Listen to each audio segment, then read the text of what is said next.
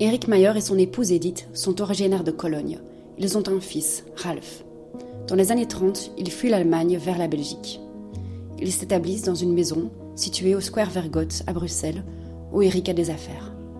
Au cours de l'occupation, Éric Mayer et son épouse ne se sentent plus en sécurité dans leur immeuble. En 1942, ils demandent à Albert Jonard de cacher leur fils. Voici une vue de la maison de la famille Jonard, prise du jardin. Ralph était caché au dernier étage. Albert Jonard, sa femme Simone de Ploage et leurs 3 enfants ont accepté d'héberger Ralph.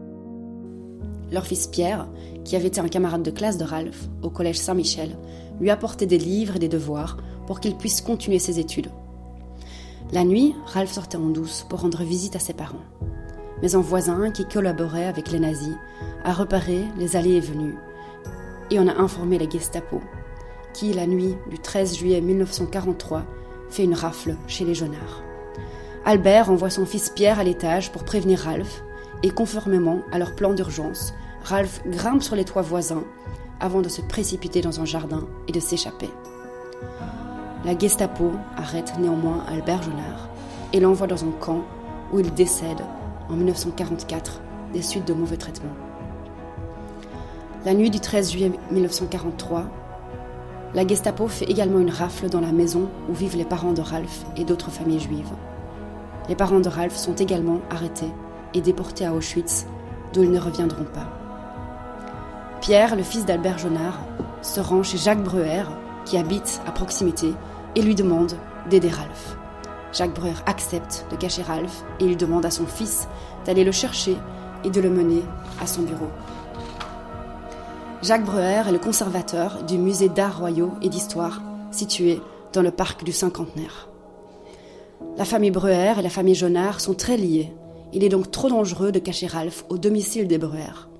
Dans un premier temps, il reste caché dans le bureau de Jacques, au musée du Cinquantenaire, et ensuite dans les caves du musée. La famille Breuer s'occupera de Ralph jusqu'à la libération, que ce soit dans les caves du musée, qui abritaient des archives et des œuvres d'art, ou à leur domicile, qui fut de maintes fois la cible de la Gestapo.